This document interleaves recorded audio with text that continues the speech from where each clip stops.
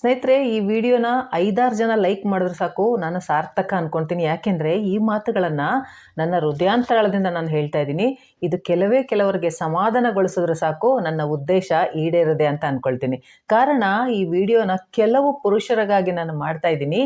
ಯಾರೂ ಅವರನ್ನು ಅರ್ಥ ಮಾಡಿಕೊಳ್ಳೋದಿಲ್ವೋ ಅವರಿಗೆ ಮತ್ತು ಅವರು ತಮ್ಮೊಳಗೆ ತುಂಬ ನೋವುಗಳನ್ನು ತುಂಬಿಕೊಂಡಿರ್ತಾರೋ ಅಂತಹ ಪುರುಷರಿಗೆ ನಾನಿವತ್ತು ಈ ವಿಡಿಯೋನ ಮಾಡ್ತಾ ಇದ್ದೀನಿ. ಕೆಲವು ಪುರುಷರು ಎಷ್ಟೊಂದು ಭಾವನೆಗಳನ್ನು ಹತ್ತಿಕ್ಕಿಕೊಂಡಿರ್ತಾರೆ ಅಂದರೆ, ತಮ್ಮ ಜವಾಬ್ದಾರಿಗಳನ್ನು ಈಡೇರಿಸ್ತಾ ಹೆಗಲ ಮೇಲೆ ಹೊತ್ತುಕೊಂಡು ತಮ್ಮ ಇಡೀ ಜೀವನದ ಭಾವನೆಗಳನ್ನು ಅವರು ಬಲಿ ಕೊಟ್ಟಿರ್ತಾರೆ. ತಮಗೂ ಒಂದು ಲೈಫ್ ಇದೆ, ತಮಗೂ ಭಾವನೆಗಳಿದೆ, ನಮ್ಮನ್ನು ಅರ್ಥ ಮಾಡಿಕೊಳ್ಳೋರು ಯಾರಾದರೂ ಇರಬೇಕು ಅನ್ನೋ ಭಾವನೆಗಳನ್ನು ಮನಸ್ಸಲ್ಲೇ ಇಟ್ಟು ಒದ್ದಾಡ್ತಾ ಇರುವಂಥ ಪುರುಷರು ತುಂಬ ಜನ ಇದ್ದಾರೆ. ನಿಜ ಹೇಳಬೇಕು ಅಂದರೆ, ಒಬ್ಬ ಪುರುಷ ಎಲ್ಲರ ಎಮೋಷನ್ಸನ್ನು ಅರ್ಥ ಮಾಡ್ಕೊಳ್ತಾನೆ, ಕೇರ್ ಮಾಡ್ತಾನೆ, ಕನ್ಸರ್ನ್ ತೋರಿಸ್ತಾನೆ, ಎಲ್ಲರ ಬಗ್ಗೆನೂ ಯೋಚಿಸ್ತಾನೆ. ಆದರೆ ಯಾರ ಹತ್ರನೂ ನಾನು ಈ ಥರ ಅಂತ ಹೇಳ್ಕೊಳ್ಳೋದಿಲ್ಲ. ಹಾಗಾಗಿ ಅಂತಹ ಎಲ್ಲ ಮಹಾನ್ ಪುರುಷರಿಗಾಗಿ ಈ ವಿಡಿಯೋ ಮೂಲಕ ನಾನು ಧನ್ಯವಾದಗಳನ್ನ ಹೇಳ್ತಾ ಇದ್ದೀನಿ.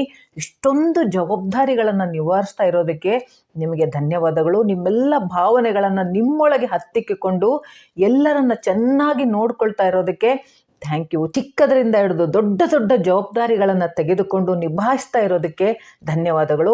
ತಮ್ಮ ಮನೆಯಲ್ಲಿರೋ ಎಲ್ಲ ಸದಸ್ಯರುಗಳ ಆಗು ಹೋಗುಗಳನ್ನು ನೋಡಿಕೊಳ್ತಾ, ಅವರ ಬೇಕು ಬೇಡಗಳನ್ನು ನಿವಾರಿಸ್ತಾ, ಅವರನ್ನೆಲ್ಲ ಪ್ರೀತಿಯಿಂದ ಜವಾಬ್ದಾರಿಯಿಂದ ಸಾಕ್ತಾ ಇರೋದಕ್ಕೆ ಧನ್ಯವಾದಗಳು. ಪುರುಷರ ಈ ಒಂದು ಮೌನದ ಹೋರಾಟವನ್ನು ಯಾರೂ ಅರ್ಥ ಮಾಡ್ಕೊಳ್ಳೋದಿಲ್ಲ.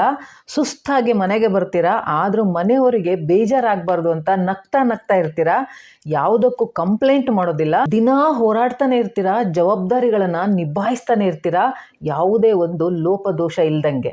ಇವತ್ತು ಈ ಒಂದು ವಿಡಿಯೋದ ಮೂಲಕ ಎಲ್ಲ ಅಂತಹ ಪುರುಷರಿಗೆ ನಾನು ಕೇಳ್ತಾ ಇದ್ದೀನಿ, ನಿಜವಾಗ್ಲೂ ನೀವು ಸಂತೋಷವಾಗಿದ್ದೀರಾ? ಈ ಪ್ರಶ್ನೆಯನ್ನು ನಿಮಗೆ ನೀವೇ ಕೇಳ್ಕೊಳ್ಳಿ ಆ್ಯಂಡ್ ಹಾನೆಸ್ಟ್ ಆಗಿ ನಿಮಗೆ ನೀವೇ ಉತ್ತರ ಕೊಟ್ಕೊಳ್ಳಿ. ಇಲ್ಲ ಅಂತ ನಿಮಗೆ ಅನಿಸಿದ್ರೆ ಇಟ್ಸ್ ಓಕೆ, ತಲೆ ಕೆಡಿಸ್ಕೋಬೇಡಿ. ನಿಮ್ಮ ನೋವಿಗೆ, ನಿಮ್ಮ ಒಂದು ಸ್ಟ್ರಗಲ್ಸ್ಗೆ ಒಳ್ಳೆ ದಿನಗಳು ಬಂದೇ ಬರುತ್ತೆ, ಖಂಡಿತ ಬರುತ್ತೆ. ನೀವು ಕೂಡ ಮನುಷ್ಯರೇ, ಬರೀ ದುಡಿಯುವ ಜವಾಬ್ದಾರಿಗಳನ್ನು ನಿಭಾಯಿಸುವ ಯಂತ್ರಗಳಲ್ಲ. ನಿಮ್ಮ ಭಾವನೆಗಳು ಕೂಡ ನಿಜ, ಎಲ್ಲರ ಹಾಗೆಯೇ ನಿಮಗೂ ಭಾವನೆಗಳಿರುತ್ತೆ. ಸದಾ ನಿಮ್ಮನ್ನು ಬೇರೆಯವರೊಂದಿಗೆ ಹೋಲಿಕೆ ಮಾಡಲಾಗುತ್ತೆ. ಹೊರಗಿನ ಪ್ರಪಂಚದಲ್ಲಿ ಕಾಂಪಿಟೇಷನ್ನು ತುಂಬ ಫಾಸ್ಟಾಗಿ ಮಾಡ್ತಾನೆ ಇರ್ತೀರಾ. ಸಮಾಜದ ಕೆಲವು ವ್ಯವಸ್ಥೆ ನಿಮ್ಮನ್ನು ಸದಾ ಚಾಲೆಂಜಸ್ ಕೊಡ್ತಾನೆ ಇರುತ್ತೆ. ಇದೆಲ್ಲದರ ಮಧ್ಯೆ ನಿಮ್ಮದೇ ಆದ ಕೆಲವು ಕನಸುಗಳು ಎಲ್ಲೋ ಬಲಿಯಾಗ್ಬಿಟ್ಟಿರುತ್ತೆ, ಎಲ್ಲೋ ಕಳೆದು ಹೋಗ್ಬಿಟ್ಟಿರುತ್ತೆ. ಬಟ್ ಆಗಾಗ ಸ್ವಲ್ಪ ವಿಶ್ರಾಂತಿ ತೆಗೆದುಕೊಳ್ಳಿ, ವಿರಾಮ ತೆಗೆದುಕೊಳ್ಳಿ. ನಿಮ್ಮ ಜೊತೆ ನೀವೇ ಕೂತ್ಕೊಂಡು ಥಿಂಕ್ ಮಾಡಿ, ನಿಮಗೆ ಏನು ಬೇಕು ಅಂತ. ನಿಮ್ಮ ಮನಸ್ಸಿಗೆ ಖುಷಿ ಆಗುವಂತಹ ಕೆಲಸಗಳನ್ನು ನೋಡಿ, ನಿಮ್ಮ ಒಂದು ಆತ್ಮಕ್ಕೆ ಖುಷಿ ಕೊಡುವಂತಹ ಕೆಲಸಗಳನ್ನು ದಯವಿಟ್ಟು ಮಾಡಿ. ಹಾಗೆಯೇ ನಿಮ್ಮೊಳಗಿನ ಭಾವನೆಗಳನ್ನು ಬೇರೆಯವರೊಟ್ಟಿಗೆ ಹಂಚ್ಕೊಳ್ಳಿ. ಎಲ್ಲವನ್ನ ಒಳಗೆ ತುಂಬಿಕೊಂಡಿದ್ರೆ ಮನಸ್ಸು ತುಂಬ ಭಾರ ಆಗ್ಬಿಡುತ್ತೆ. ಒಂದು ಮಾತನ್ನ ನೆನ್ಪಿಟ್ಕೊಳ್ಳಿ, ಇದು ತುಂಬ ಸ್ವಾರ್ಥದ ಪ್ರಪಂಚ. ಎಲ್ಲರೂ ನಿಮ್ಮಿಂದ ಎಕ್ಸ್ಪೆಕ್ಟ್ ಮಾಡ್ತಾನೆ ಇರ್ತಾರೆ, ಮನೆ ಒಳಗಿರೋರು, ಮನೆ ಹೊರಗಿರೋರು.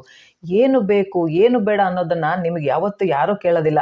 ಹಾಗಾಗಿ ನೀವೇ ನಿಮ್ಮ ಭಾವನೆಗಳನ್ನು ಅಕ್ಸೆಪ್ಟ್ ಮಾಡ್ಕೊಳ್ಳಿ. ಆದರೆ ನೀವೇನು ಮಾಡ್ತೀರಾ, ನೀವೇನು ಅನ್ಕೋತೀರಾ, ನಿಮ್ಮ ಯಾವ ಭಾವನೆಗಳನ್ನು, ನಿಮ್ಮ ಎಮೋಷನ್ಸನ್ನು ನೀವು ಹೇಳ್ಕೊಳ್ಳೋದಿಲ್ಲ. ಯಾಕೆಂದರೆ ನನ್ನನ್ನು ಹೇಳ್ಕೊಂಡ್ಬಿಟ್ರೆ, ನನ್ನನ್ನು ವೀಕ್ ಅಂತ ಅನ್ಕೊಂಡ್ಬಿಟ್ರೆ, ಇವನೆಂತ ಗಂಡಸು ಅಂತ ಅನ್ಕೊಂಡ್ಬಿಟ್ರೆ ಅಂತ ಒಂದು ಹಿಂಜರಿತ ನಿಮಗೆ ಇದ್ದೇ ಇರುತ್ತೆ. ಬೇಕು ಪುರುಷ ಅಂದ ಕೂಡಲೇ ಬರೀ ಭಾವನೆಗಳೇ ಇಲ್ಲದೇನೆ ಬರೀ ಜವಾಬ್ದಾರಿಗಳನ್ನು ನಿಭಾಯಿಸೋದು. ನಿಮಗೂ ಒಂದು ಮನಸ್ಸಿದೆ, ಅದರಲ್ಲೂ ಭಾವನೆಗಳಿದೆ ಅಂತ ನೀವು ತಿಳಿಸ್ಬೇಕು. ಲೈಫು ತುಂಬ ಶಾರ್ಟ್ ಸ್ನೇಹಿತರೆ, ನಾಳೆ ಏನಾಗುತ್ತೋ ಗೊತ್ತಿಲ್ಲ. ಸೊ ಹಾಗಾಗಿ ತುಂಬ ಸ್ಟ್ರೆಸ್ಸನ್ನು, ತುಂಬ ಪ್ರೆಷರನ್ನು, ತುಂಬ ರೆಸ್ಪಾನ್ಸಿಬಿಲಿಟಿಯನ್ನು ಅಲ್ಲೇ ಕಳೆದು ಹೋಗಬೇಡಿ. ಮನಸ್ಸನ್ನು ಯಾವಾಗಲೂ ಭಾರವಾಗಿ ಇಟ್ಕೊಳಕ್ಕೆ ಹೋಗಬೇಡಿ. ಎಷ್ಟೋ ಸರಿ ನೀವು ಜೊತೆಗಿದ್ರೇ ಸಾಕು, ಅದೇ ಒಂದು ದೊಡ್ಡ ಸಪೋರ್ಟ್ ಅಂತ ಅಂದ್ಕೊಳ್ಳಿ. ಇಲ್ಲ, ನಾನು ಯಾವಾಗಲೂ ಎಲ್ರಿಗೂ ಕೆಲಸ ಮಾಡ್ತಾನೆ ಇರಬೇಕು, ಜವಾಬ್ದಾರಿಗಳನ್ನು ತಗೊಳ್ತಾನೆ ಇರಬೇಕು, ಹಾಗಾದರೆ ಮಾತ್ರ ನನಗೆ ವ್ಯಾಲ್ಯೂ ಸಿಗೋದು, ಇಲ್ಲ ನಾನು ಸಕ್ಸಸ್ ಆದ್ರೇ ನನಗೆ ಗೌರವ ಸಿಗೋದು ಅಂದ್ಕೊಂಡು ಜೀವನವನ್ನು ಬರೀ ಸ್ಟ್ರೆಸ್ಸಲ್ಲೇ ದಯವಿಟ್ಟು ಕಳಿಬೇಡಿ. ನಿಮ್ಮ ಹೃದಯ ಕರುಣೆಯಿಂದ ತುಂಬಿದ್ದು, ಮನೆಯವರ ಜವಾಬ್ದಾರಿಯನ್ನು ನಿಭಾಯಿಸ್ತಾ ಒಳ್ಳೆ ಇಂಟೆನ್ಷನ್ನಿಂದ ಎಲ್ಲರನ್ನೂ ನೋಡ್ಕೊಳ್ತಾ ಇರ್ತೀರಲ್ವಾ, ಖಂಡಿತ ನಿಮಗೆ ಆ ಬೆಲೆ ಇದ್ದೇ ಇರುತ್ತೆ. ಹಾಗಾಗಿ ಸಮಾಜದ ಜೊತೆ ಹೋರಾಟ ಮಾಡಿ ಬೆಲೆ ಗಳಿಸ್ಕೋಬೇಕು ಅಂತ ಏನಿಲ್ಲ. ನಿಮ್ಮನ್ನು ನೀವು ಪ್ರೂವ್ ಮಾಡ್ಕೋಬೇಕು ಅಂತಿಲ್ಲ. ನಿಮ್ಮನ್ನು ನೀವು ಪ್ರೂವ್ ಮಾಡ್ಕೊಳ್ಳಿ, ನಿಮಗೋಸ್ಕರ ಪ್ರೂವ್ ಮಾಡ್ಕೊಳ್ಳಿ. ಪ್ರಪಂಚಕ್ಕೆ ಪ್ರೂವ್ ಮಾಡೋದಕ್ಕೆ ಹೋಗಬೇಡಿ. ಪ್ರಪಂಚಕ್ಕೆ ಪ್ರೂವ್ ಮಾಡುವಂಥ ಅವಶ್ಯಕತೆ ಖಂಡಿತ ಇಲ್ಲ. ಜವಾಬ್ದಾರಿಗಳನ್ನು ನಿಭಾಯಿಸ್ತಾ ನಿಮ್ಮನ್ನು ನೀವು ದಯವಿಟ್ಟು ಕಳ್ಕೋಬೇಡಿ. ಸೊ ಚಿಕ್ಕ ಕೆಲಸಗಳಿಂದ ನಿಮಗೆ ಖುಷಿ ಸಿಗೋದಾದರೆ ಖಂಡಿತ ಆ ಕೆಲಸಗಳನ್ನು ಮಾಡಿ ಖುಷಿ ಪಡ್ಕೊಳ್ಳಿ.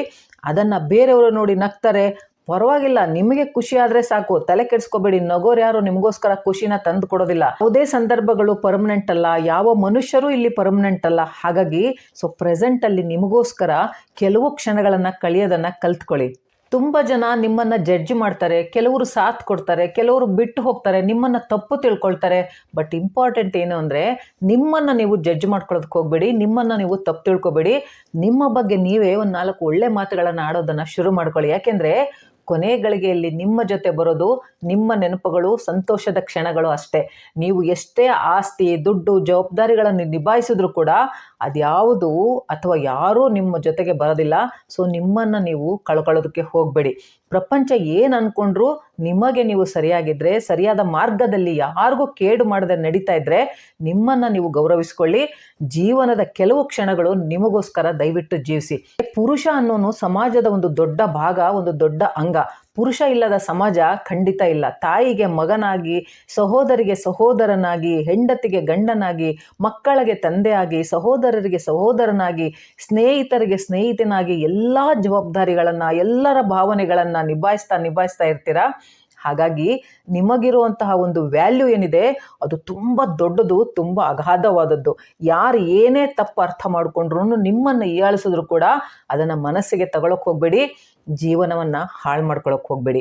ಹೇಳ್ಕೊಳ್ಳಿ, ನಾನು ನನಗಾಗಿ, ನನ್ನ ಫ್ಯಾಮಿಲಿಗಾಗಿ, ಸಮಾಜದ ಒಳಿತಿಗಾಗಿ ಬಾಳ್ತಾ ಇದ್ದೀನಿ, ಬೇರೆ ಯಾವುದಕ್ಕೂ ನಾನು ಕೇರ್ ಮಾಡೋದಿಲ್ಲ.